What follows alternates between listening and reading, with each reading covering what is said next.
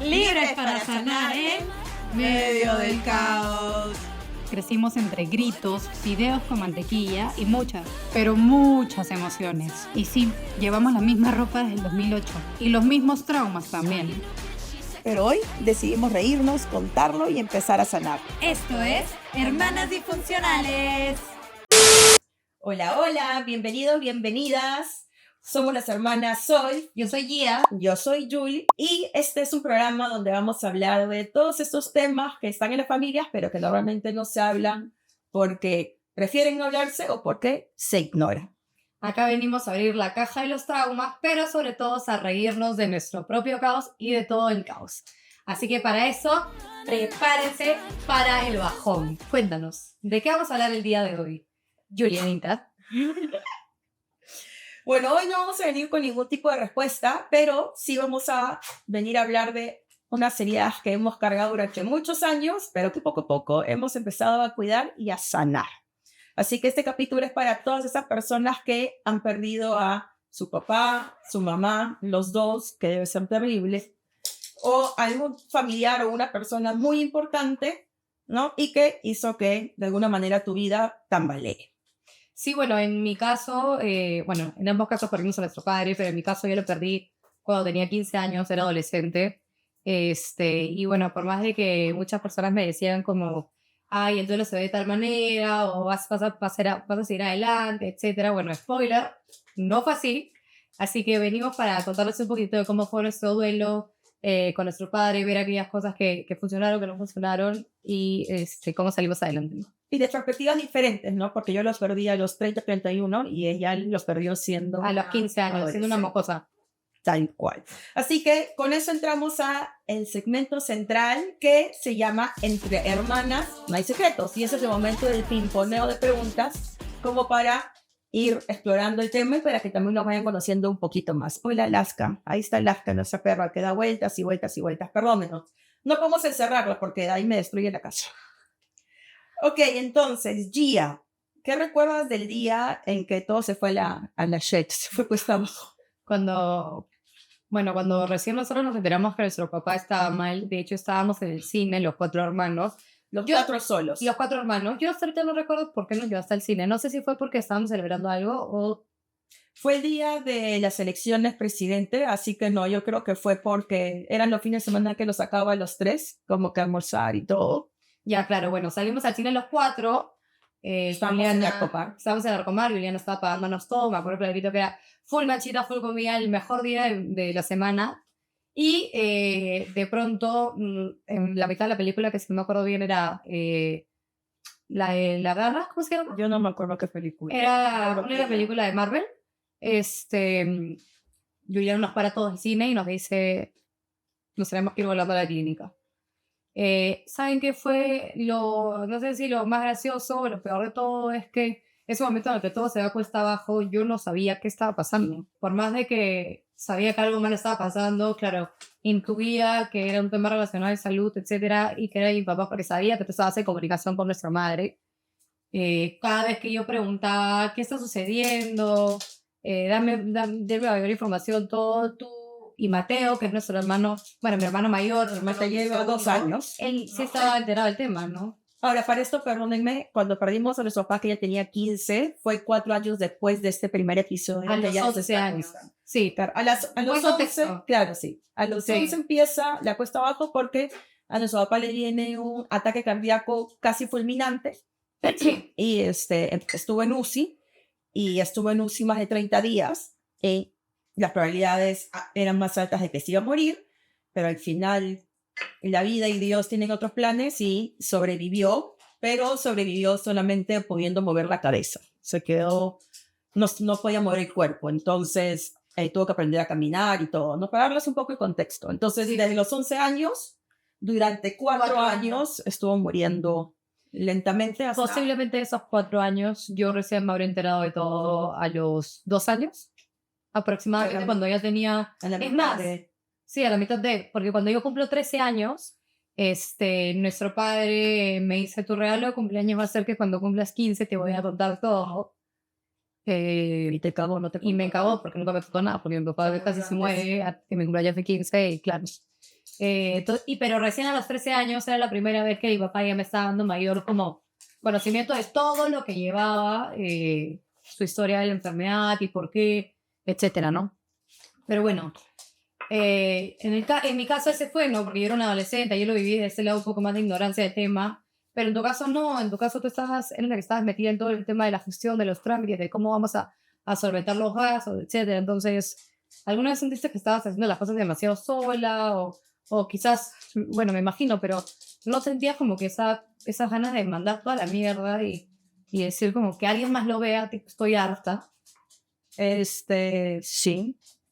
Lo que pasa es que como nuestra familia siempre ha sido bien disfuncional, yo tenía en esa época 26 años, aprox, y digamos que de toda nuestra familia nuclear, la que tenía que realmente encargarse de las cosas de manera coherente o racional era yo. Entonces, claro, como dice Gia, yo hablaba con los doctores, me aseguraba que viniera los análisis. Tengo una gran amiga que es mi socia en mi marca Curanda, y ella me decía, hay que sacar esto y esto, este doctor. Entonces, claro, digamos que tuve toda esa presión muy fuerte y obviamente me hubiera encantado que alguien más tomara mi lugar, pero lamentablemente nunca hubo nadie Claro. que pudiera tomar mi lugar. O sea, de hecho, para contextualizarlo, porque quiero cerrar la idea de Juliana, o sea, estaba nuestra madre, que dentro de todo igual era un soporte adicional, pero no teníamos ese soporte familiar que podría haber existido en una otra familia que no sea tan inclusional como la nuestra, ¿no? O sea, había un montón de gente que nos quería y esa mayoría de personas que nos quería eran amistades de nuestro papá, ¿no? Sí. Lo cual es lo caso, esa era la red de soporte de nuestro padre. Pero igual todo soporte llega a un límite, ¿no? Claro, digamos que cuando nos levantamos en la mañana y nos acostábamos en la noche, creo que todos nos sentíamos solos y perdidos, ¿no? Cada uno en su mundo. O sea, yo creo que el duelo antes de que nuestro papá falleciera ya existía, ¿no? Sí, tal cual. Entonces mi papá entró, en esos 4 años que les decimos, entraba y salía de UCI todo el tiempo, le dieron los santos óleos como 3 veces y siguió adelante. Entonces, parte de una de las grandes aprendizajes que yo he tenido es que he estado en muchísimas clínicas y muchísimos hospitales. ¿A ti cómo era? ¿Tú qué tanto fuiste al hospital y cuando ibas te gustaba ir? En realidad, yo no estaba metida en el hospital como tú ni como mamá, pero yo justo en ese periodo dejé de hacer, no, bueno, sí, seguía haciendo gimnasio durante unos años y dejo de hacer ese gimnasio como 10 años de mi vida. Gimnasia artística. Y aeróbica, porque termino siendo aeróbica. Pero dejo de hacer gimnasio justamente porque, claro, o sea, era ir a entrenar a esta villa, que es por la carretera de la Panamericana Sur, kilómetro 20, porque, claro, mi mamá tenía que llevarme directamente a la clínica y era yo más mis hermanos saliendo del colegio. Entonces ya llegó un punto donde sí frecuentábamos en la clínica, pero ¿cuál es la diferencia? Es que éramos niños. Entonces, no era ir a la clínica a ver a nuestro papá y a conversar con él directamente porque estaba en UCI, o sea, y 85% del tiempo que estuvo en la clínica mi papá la pasó en UCI. Pero yo tengo una historia bastante bonita y es que descubrí que nuestro padre estaba en una cama que daba con la ventilación de UCI con el pabellón de salida. Entonces tú tenías el UCI, tenías la ventilación y había un ducto que daba a las escaleras de emergencia al piso, al ras del piso, y yo conversaba por ahí con papá. Cayendo su peso hasta hace un par de años que ya me lo contó. Sí, yo conversaba por ahí con papá. Porque tú no lo veías, ¿no? Yo no lo veía, no. Concha de madre. Yo no lo veía. Claro, la conversación igual pasando los años fue decayendo porque mi papá ya perdía el habla, no hablaba. Pero cuando nos daban la oportunidad de entrar cada 6 meses, me invento a UCI, porque había un médico que era un amigo o amiga, mi papá como te daba a entender que no se escuchaba, ¿no? Que estaba ahí siempre esperando que llegáramos al colegio para ver qué es lo que nos había pasado durante el día, ¿no? Para escucharnos. Y siempre, y no, casi nunca calzábamos que ustedes fueran y yo fuera. No, pues porque tú en otros horarios. trabajabas. Claro, nosotros salíamos del colegio, íbamos a la clínica y estábamos ahí media hora, una hora, y de ahí nos íbamos a la casa. Sí, no, o sea, fue terrible. Pero en fin, pasan esos años y nuestro padre fallece en el 2015, en julio, 4 de julio del 2015. Y ahí es donde empieza todo el tema del duelo en nuestra familia. Creo que, bueno, en mi caso, el duelo más grande, en el caso de Emiliana ya había tenido otros duelos, pero sí, ahí es donde todo se da puesta abajo, ¿no? Sí, tal cual. ¿Y tú cómo viviste el duelo? Mi duelo fue diferente al de mi hermana porque como yo supe desde la primera vez que tuvo el primer ataque que se iba a morir, en verdad yo viví el duelo de mi papá Desde el 2011. desde el 2011, ¿no? Entonces para mí el duelo no solamente fue perder a mi papá, sino saber que mis hermanos se iban a quedar, hijos, he dicho, mira cómo es el inconsciente, que mis hermanos se iban a quedar solos, voy a llorar de nuevo, ¿no? Y nos íbamos a quedar sin nada. Entonces, claro, para mí el duelo fue diferente, pues, ¿no? Me permitió procesarlo durante muchísimo más tiempo.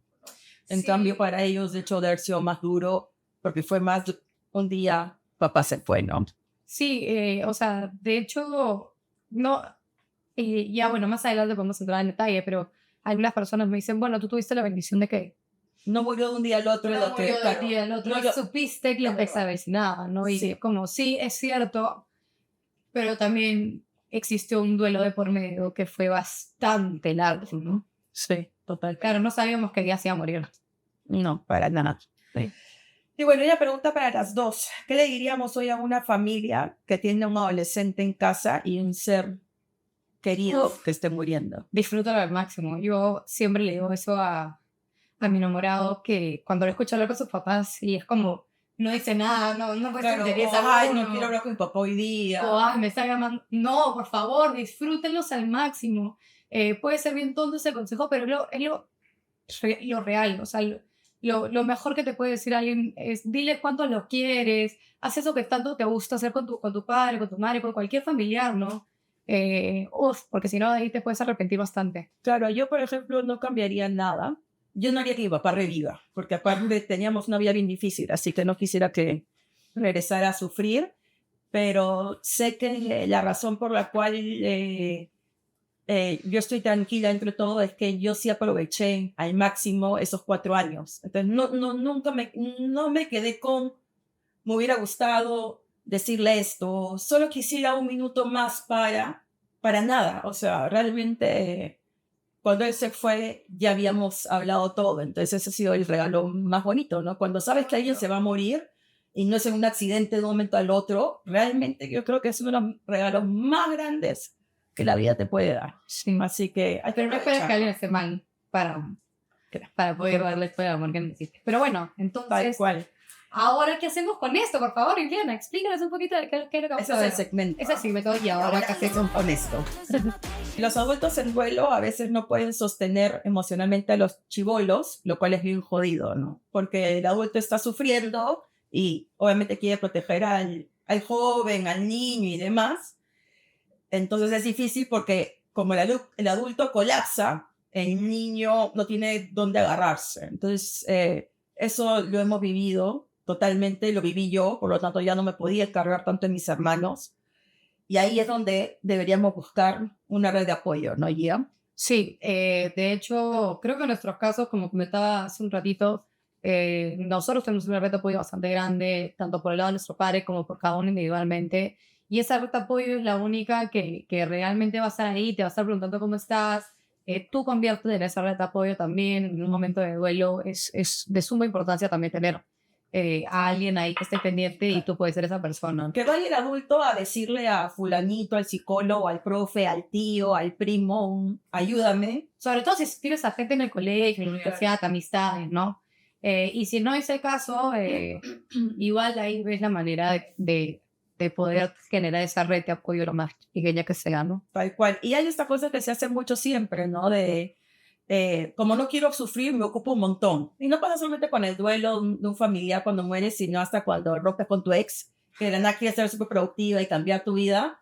Y obviamente funciona porque como que, ¿no? Apaga el ruido supuestamente del día a día. Sí, o sea, en mi caso, si eres adolescente alrededor de un duelo, No le impongas nada, pero siempre inclúyelos de cierta forma, ¿no?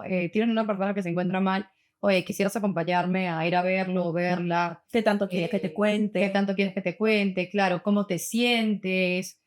No, nada de, ay, ya se va a pasar, o anda con tus amigos y olvídate del tema. Sí, Ahí tipo, te vas a olvidarse el tema, ¿no? Tipo, entonces creo que eso es bien importante, ¿no? Eso y bueno, respetar todo lo que respondan con respecto al duelo, ¿no? No tiene como que tener todas las respuestas para el adolescente, pero por lo menos sí hacerlo sentir al más joven de la familia de que no está solo en esto, ¿no? Y Sí. si él tiene preguntas o miedos o empieza a tener tal vez momentos de ansiedad o lo que fuera, va a poder como que expresarlo, porque lo que pasó con nosotros es que me imagino que mis 3 hermanos vivieron cada uno un infierno diferente y eso sí son las cosas que más me duelen, ¿no?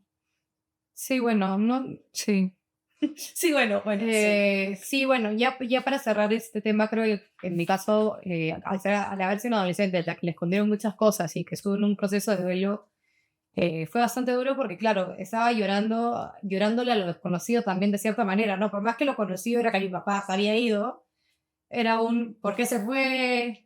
Lo hizo hace 3 días, Porque ¿y ahora qué va a pasar? Y nosotros no. Claro, porque mi papá muere y nosotros no, ¿no? O sea, eso era algo con lo que durante mucho tiempo y era una lucha constante, ¿no? ¿Por qué me ha pasado esto si se supone que he hecho las cosas de manera correcta para que no suceda, ¿no? Y bueno, no tuve las respuestas porque tampoco lo expresaba, porque no tenía un espacio donde se expresaban esos temas, porque no era una familia que conversaba de esos temas, ¿no? Bueno, no somos una familia donde el adulto responsable nos hable de nada. Creo que igual ya somos bastante responsables, esta diferencia en lo que éramos antes. Hoy en día ya los 4 hermanos sí tratamos de hablar muchísimos temas. ¿No? Sí. Estamos tratando de romper Esos patrones. esos patrones generacionales. Sí. Y bueno, pasamos a el último segmento que es Todo Mal, el segmento.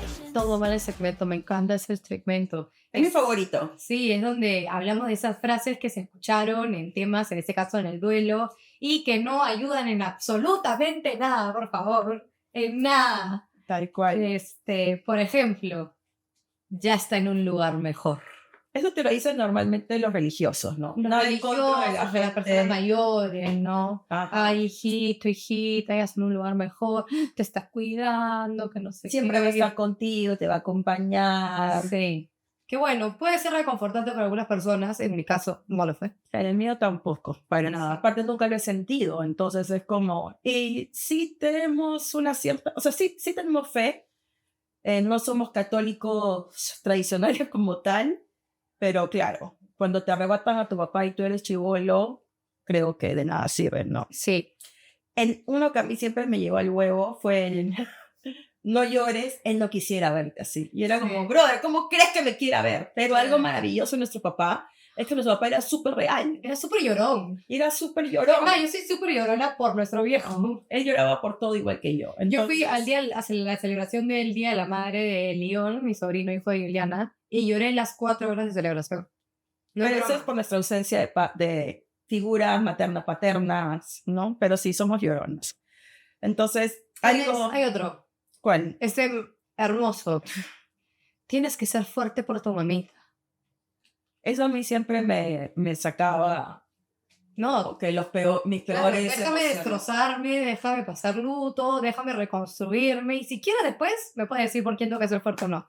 Pero antes de eso voy a pensar en mí. Creo que eso es muy importante y eso es algo que uno tiene que evitar, que decirlo por favor. Claro, aparte yo nunca le diría, yo nunca permitiría que alguien le diga a León, mi hijo, oye, haz esto por tu mamá, o deja de hacerlo por tu mamá, porque ¿por qué voy a cargar a mi hijo con más trauma de la que ella está viviendo? Especialmente además. cuando los hijos no tienen por qué cargar con las cosas de los padres, ¿no? Y el otro es wow, esto definitivamente te ha hecho fuerte. La vida te manda cosas para hacerte fuerte. Chef Kiss. Es esa. No, ya, y con esa ya tengo última. Esa es la última y creo que es mi favorita. Gia, al menos ya no estás sufriendo. Gracias. Cerramos. Eso es todo lo que tengo para decir para aquellas personas que me dijeron eso en algún momento. Ahora, sabemos que muchas de estas frases se dan porque las personas no saben qué decirte. ¿no? O porque no soportan verte triste y no tienen las palabras adecuadas. Sí. Y ahí yo creo que hay dos cosas. Uno, si no sabes qué decir, acompaña. Acompaña, o sea, físicamente, con un hola, te mando un abrazo, con mandar una ¿Qué torta de necesitas? chocolate. ¿Cómo te ayudo? Sí, o hasta, y si no eres capaz de eso, o sea, hay personas que tampoco pueden realmente decir cómo te ayudo, Claro. pero solamente estar ahí. Hola, te mando un abrazo, que tengas un buen día, ¿no? Pero también están las otras personas que yo sí creo que no han evolucionado lo suficiente, ni en su adultez joven, ni después, y lamentablemente están en esta vida queriendo repetir lo mismo, patrones generacionales que su mamá, que su abuela y lo que fuera. Y cuando venga esta tía o algún familiar con estas palabras nada que ver, Hagamos paréntesis en tía, ¿no? Continúa. ¿no? ¿Sabes qué? No tienes por qué aguantarlo porque es tu tía, ¿ok? Yo sí diría en esos momentos que uno puede ser muy respetuoso, pero decir gracias por tu comentario, pero no me está sumando, ¿no? ¿Por qué? Porque cuando alguien te hace un comentario que te duele, y no le pones el parche, esa persona va a seguir haciendo ese tipo de comentarios siempre. Entonces es como, tú tienes todo el derecho de protegerte de alguna manera Sí, y mantener un límite, ¿no? ahí yo, por ejemplo, que soy muy diferente de Juliana y yo no voy a decirle nada de eso, porque la verdad que si estoy pasando por un momento de duelo, viene alguien que me dice algo así, y yo con mi ansiedad, lo único que voy a hacer va a ser así, va a ser sonreír y decir gracias. Pero ¿sabes qué pasa? El silencio también dice bastante, entonces... Ya sí también. Pueden elegir cualquiera de las dos opciones. Mi sugerencia es que te armes de valor, ¿no? Y digas, pero si no, sonríele, ¿sabes qué? Tú sigue tu proceso. O porque sonreír tampoco, Gia. Bueno, no, voy a hacer una mueca. O solamente decir ok. Ok.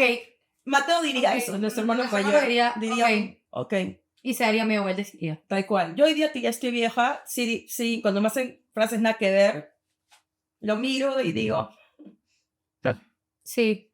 Pero bueno, creo que eso es mejor que aparentar cuando lo último que uno quisiera pasar. Es aparentar. O sea, creo que, claro, acá lo que queremos, creo, transmitir es que si estás pasando por un proceso de duelo bien jodido, y hay personas cercanas a ti que sabes que igual te tocan las fibras, ¿no? Porque nos pasa, hasta el día de hoy hay personas que nos hablan de nuestro padre, pero con frases equivocadas y nos hacen llorar un montón. Y seguimos llorando. Y nos hacen llorar un montón porque nos dicen cosas nada que ver. Sí tienes que trazar un límite de alguna manera, ¿no? Sí. Ya sea evitando a la persona, ya sea respondiéndoles o lo que fuera, pero no permitas que estas personas sigan constantemente tocando el tema de la peor manera. Sí, ¿no? y ya para ir cerrando también creo que es importante, justo alineado a lo que dice Juliana, si estás en un proceso de duelo, recuerda que tu proceso de duelo es tuyo y que no es un proceso lineal, no es un proceso que tenga etapas, que tenga un calendario, que tenga un Gantt, no. Entonces, es tuyo, tú vas a ver en ese momento cómo va sanando, puede ser que dure cierto tiempo, puede ser que dure mucho más tiempo, puede ser que un duelo que hayas tenido sea totalmente diferente a otro duelo. Entonces, lo comento como consejo que hasta el día de hoy recibo, no, diciéndome lo misma, tú vive tu duelo y no tengas culpa de cómo vives tu duelo, ¿no? Y si hay algo que no te está ayudando en ese duelo, como comentaba Juliana, o coméntalo o date media vuelta y sigue para adelante, ¿no? Y algo también importante es que y digo lamentablemente porque qué bonito sería que igual todo el mundo esté sincronizado. Cada uno en la familia vive un duelo totalmente diferente. Por lo menos lo que a nosotros nos pasó es que durante el primer año cada uno está roto en su mundo, ¿no? E igual yo tenía que crecer un poco más, tal vez como para poder encontrarnos ya en un mundo más adulto y poder tener conversaciones, pero algo muy bonito, pero que igual creo que es importante decírselos, es que nos tomó como 5 o 6 años en poder sentarnos, ¿no? Post muerte, a empezar a hablar realmente de esto, ¿no? O sea, siempre te va a doler la muerte de alguien muy especial, ¿no? Sí. Hasta el día de hoy, 10 años, yo no hablo mucho de mi papá porque realmente me duele, ¿no? Y yo igual hablo de mi papá, pero me sigue doliendo. Pero ¿sabes qué pasa? Que la persona que se ha ido, en el caso de nuestro duelo, que yo creo que así es el día que me muera, ya llega un punto donde es bien bonito, ¿no? Recordarlo y vivir ciertas etapas. Entonces, claro, a diferencia tuya, a mí me encanta hablar con nuestro viejo. Me encanta sufrir, me encanta llorar porque también es una manera en la que me conecto con él, ¿no? Sí, claro, cada uno vive Cada uno vive su duelo a su manera. Y bueno, y este año vamos a, espero, celebrar en su cumpleaños, que se viene ahorita, algo especial. Siempre hemos dicho que el día de su cumpleaños nos vamos a juntar. Pero siempre nos comer algo. juntamos. Sí, sí, ¿por Sí, qué no? es una fumona, no le dan caso. Siempre nos juntamos por el Día del Padre, nos juntamos por su cumpleaños, nos juntamos hasta por el aniversario de su muerte. Así Que todo sea en un mes. que todo sea un Terrible mes. Pero bueno, eso ha sido el episodio de hoy. Acuérdate que a veces no necesitas que te den ánimo. Si no tienes ganas de salir, si no tienes ganas de hacer nada, no lo hagas. Lo importante es que dejes que te acompañe alguien, esa persona que te da esa fortaleza para salir adelante y que vivas el duelo a tu manera, ¿no? Sí. Pero bueno, Esperemos que de alguna manera, por más que es un tema triste, hayan disfrutado el episodio. Y por ahí, si alguien ha tenido una experiencia sobre el tema, cuéntenosla. Si quieren contarla, si quieren que hablemos un poquito más al respecto, hay alguna anécdota que quisieran que nosotros le contemos, por favor, todo eso nos funcionaría y nos ayudaría muchísimo. Y si tú quieres contarlo, cuéntalo, anímate. Nosotros vamos a estar leyendo ahí cada comentario. y eso es todo por hoy. Nos vemos en un siguiente episodio. Muchísimas gracias.